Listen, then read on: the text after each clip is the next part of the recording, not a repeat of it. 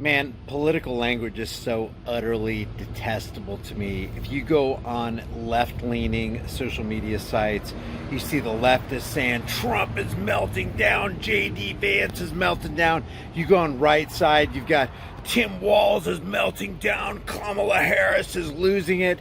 And you got all the lemmings in lockstep just applauding this political parasitic nonsense. The question is, when are we going to stop? And I hear you guys, you're like, Brian, what's the solution? The solution is to stick to your morals, to keep and maintain your principles, to not give those up, to not throw your moral compass out the window into the river. How about that? How about that for an example? How about that for an answer? How about that for a solution? But people don't want to do that because they want to get involved in the parasitic political dog and pony show, and they want to immerse themselves in this stuff, and they want to support their guy, or in the case of the left, their gal, which they weren't supporting up until a couple weeks ago when she was verified as the golden child for the Democratic ticket. And people are so enamored with Tim Walz, it's absolutely sickening. And on the MAGA side, nobody can say anything in criticism of Donald Trump, and if you try it, they will pin you to the wall. Like recently with Joe Rogan, what Joe Rogan said and what Kyle Rittenhouse said.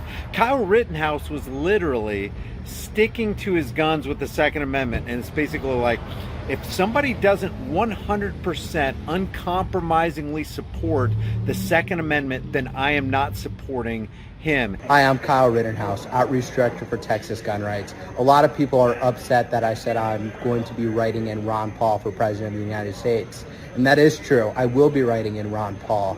Unfortunately, Donald Trump had bad advisors making him bad on the Second Amendment, and that is my issue. If you cannot be completely uncompromisable on the Second Amendment, I will not vote for you, and I will write somebody else in. We need champions for the Second Amendment, or our rights will be eaten away and eroded each day. I support my decision, and I have no take-backs. MAGA jumps on him. A couple hours later, he retracts and goes, well, I've been in conversation with people in the Trump organization, and, you know, I see the light now. I've recognized the error of my ways, and now I'm wholeheartedly supporting Donald Trump, even though he wants to extend a blanket of federalized qualified immunity on every single police officer, including the Matthew Schneiders. Matthew Schneider, remember, tased mercilessly Johnny Wheatcroft in front of his screaming kids and distraught family.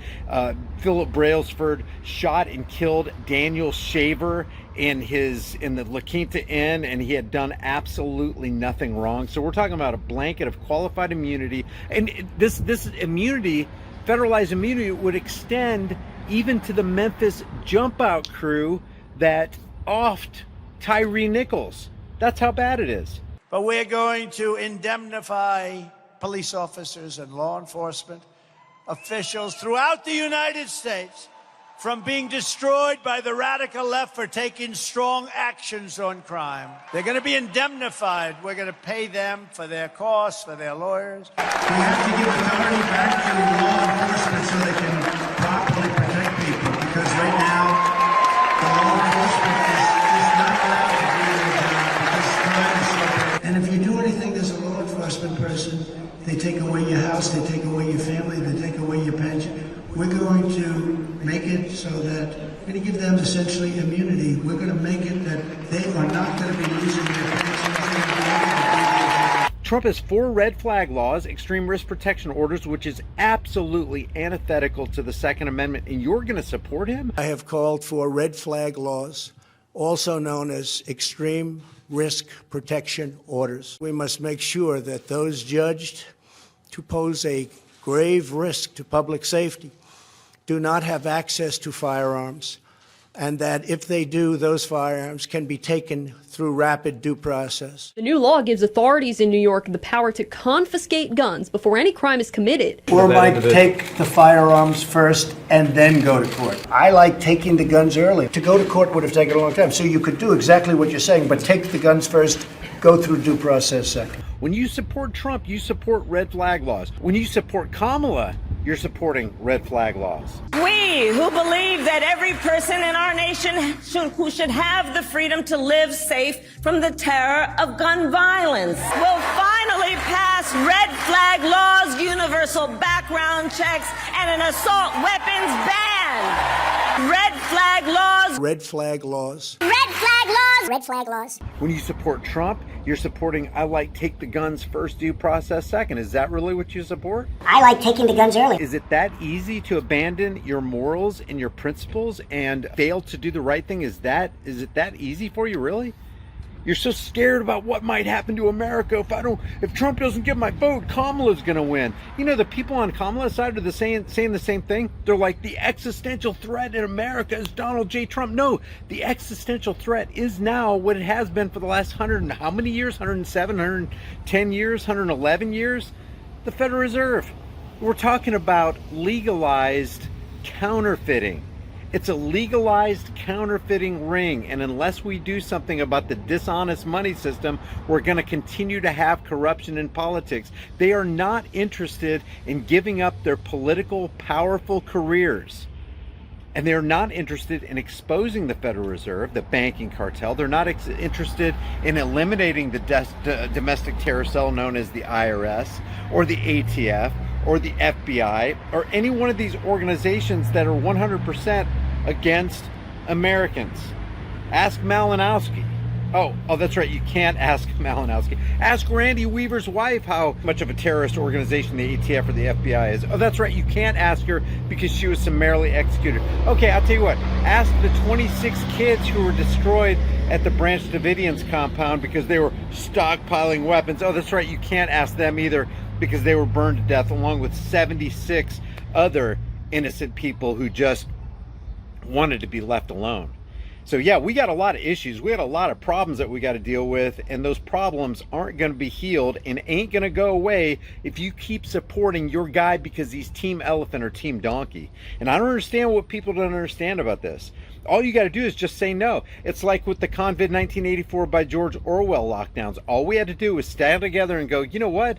I think we're going to make it through it, but I'm not willing to give away essential liberty for politically promised security, which 100% never comes. And you guys know it never comes. You never get the security that you were promised by politicians. Why? Because politicians lie. That's their art. Politics is now and will always be the clever and deceptive art of using euphemisms, lies, emotionalism, and fear-mongering in order to dupe average people into accepting and even demanding the chains of their own enslavement. So that's what's going on. And things will not change. If you continue doing what you've been doing, you'll continue getting what you've been getting. What are we going to get with Donald Trump? What have we gotten with Donald Trump? Same thing we got with Obama, same thing we got with Bush, same thing we got with Bush Sr., same thing we got with Clinton. You get a higher tax rates, and you get higher national debt, and you get a devalued dollar. Do you really want them to continue plundering the value of your time and laboring energies? Because that's what Trump's going to do, because that's what he's done. That's what Obama did. That's what Bush did. That's what Daddy Bush did. That's what Clinton did. That's what Kamala's going to do. They're going to decimate the value of your dollar. And remember, the value of your dollar, and we know it's fiat currency.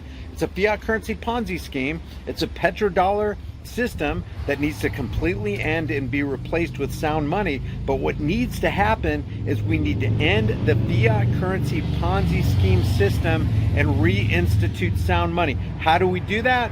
True economists like Austrian economists and Austrian economics can give us the answer.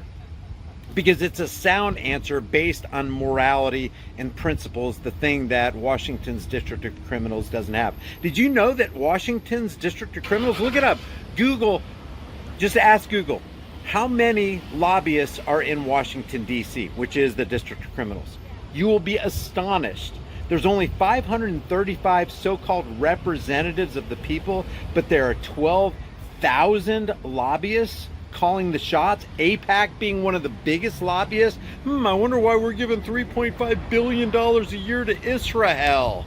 Israel double hockey sticks. I wonder why there's a ceaseless war in the Middle East ever since Israel moved into the neighborhood. Kind of makes you wonder, huh? And you know, while Israel's out there saying that they're domestic terror cells and domestic terror organizations exporting domestic terror to Western countries, you got to ask yourself, well, what if one of the biggest domestic terror cells and one of the biggest domestic terror organizations who's heavily exporting terrorism is Israel. You got to ask yourself those questions, and you got to ask yourself a personal question.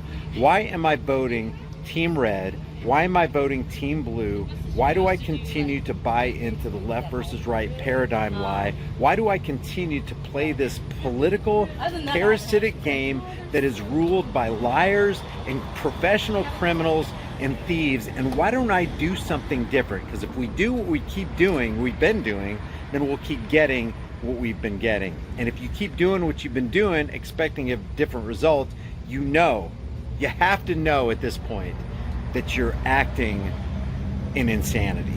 I appreciate you guys tuning in. Thank you for subscribing to the Disturbing Illusion channel. If what I said resonates with you at all, let me just end it like this. The solution is you. If it is to be, it's up to me. If you want to change the world, you got to change yourself. And the best way to change yourself is to stick to your morality, to grab your compass, your moral compass, and to operate according to that compass. I appreciate you guys being with me. If you haven't done so already, subscribe to the channel, hit the bell notification icon, give it a thumbs up, share it with everybody you know. Don't forget to subscribe to my email list through my website, highimpactflix.com. If you want to support the channel further, grab a shirt, become a channel member. But more importantly, know that freedom is dangerous. The only thing more dangerous is not having freedom. I will see you in the next video. I just wanted to add one more thing to the Kyle Rittenhouse issue. Initially, Kyle Rittenhouse was doing the right thing about uncompromisingly standing for the Second Amendment. Because when you're fighting for the Second Amendment, you're fighting for the right of anybody to defend themselves by whatever means, with whatever tool that they want. And that is uncompromising, and that is what I call morality. So because Kyle Rittenhouse backed down, he showed us his true colors. He's actually more for placating and submitting to the will of the party, to Team MAGA, to Donald Trump, than he is following principle and going the narrow road of morality. That's the bottom line with Kyle Rittenhouse.